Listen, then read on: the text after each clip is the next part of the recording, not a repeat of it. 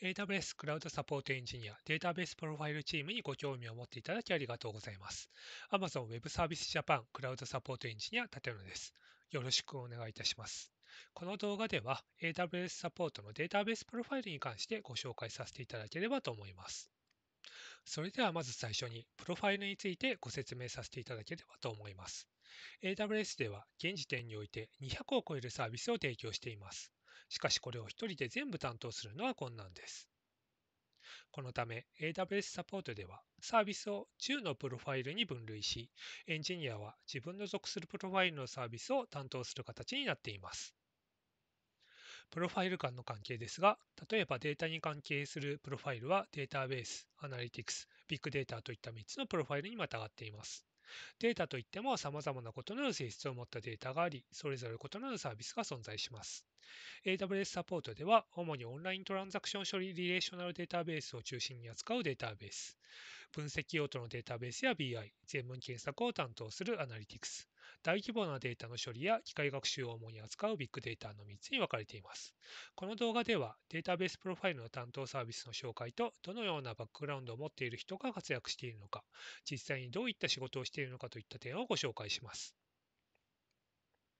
オンライントランザクション処理を行うデータベースは古くからある技術ではありますが、現在も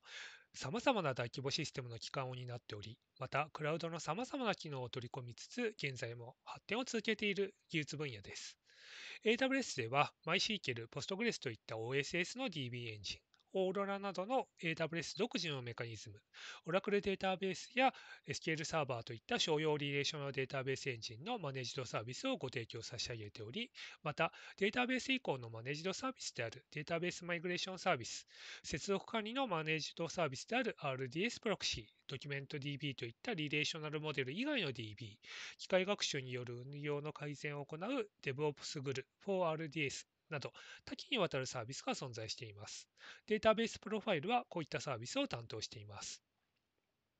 RDS のよくある質問に、RDS では何を管理できますかという質問があります。ここにデータベースを運用するために必要な技術一覧がありますが、下はハードウェアからウェアアプリケーションの最適化まで、通常管理者は様々な管理作業を行う必要があります。RDS はマネージドサービスですので、お客様が管理される部分はアプリケーション最適化のレイヤーのみとなります。しかし、アプリケーションだけで問題が起きるのかというと、そうではありません。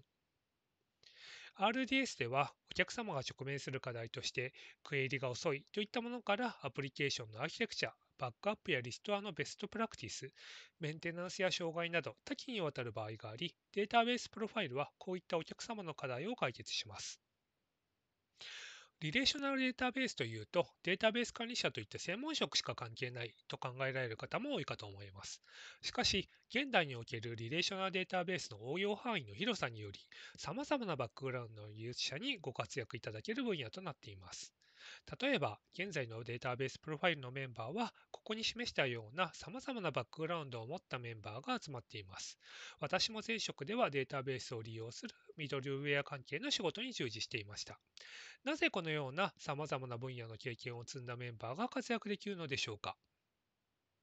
データベースプロファイルが扱う技術領域を図にしてみると、このようになるかと思います。多岐にわたる構成要素による、とても複雑な仕組みです。したがって、一人が全部を知ることは一朝一夕には実現できません。このため、いろいろなバックグラウンドを持つエンジニアが互いに協力し合うことで、これら全体のサポートが可能になります。私たちがどのように仕事を進めているのか少しご紹介します。リレーショナルデータベースをマネージドサービスとしてお使いいただく上で、RDS では運用上様々な情報を取得しており、お客様にご提供差し上げています。AWS 基盤の基本的なメトリックスを確認するクラウドウォッチメトリックスや、オペレーティングシステムの動作情報を取得する拡張モニタリング、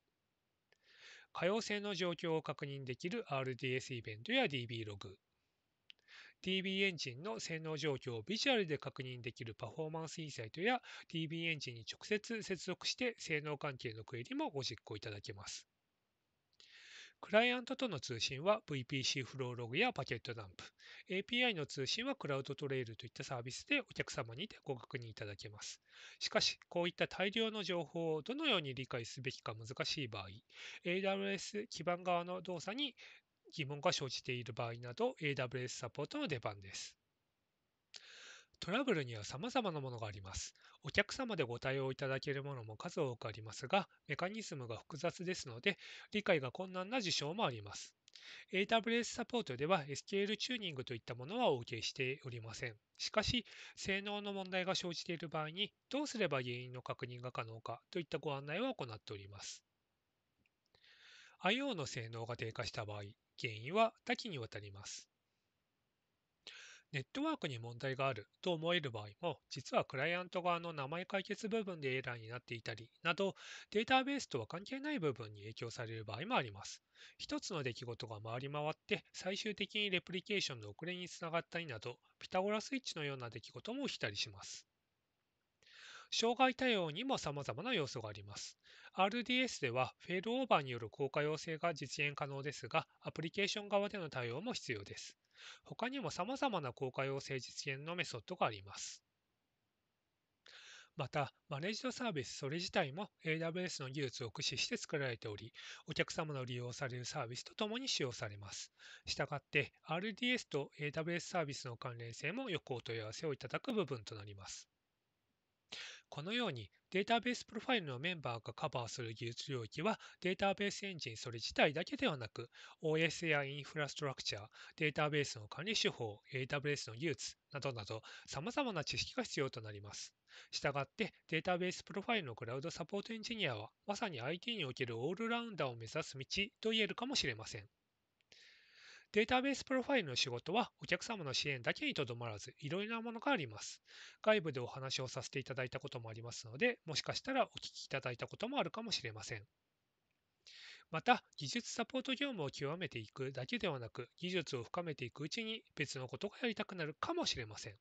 データベースプロファイルからスタートした先に様々な道があります。AWS サポートのデータベースプロファイルは、このような可能性を開くことのできる刺激的な場所です。データベースプロファイルのご紹介は以上となります。何かご不明な点がございましたら、AWS HR リクルーティングチームまでご連絡いただければと思います。たくさんのご応募、チャレンジをお待ちしております。本日はご視聴いただき誠にありがとうございました。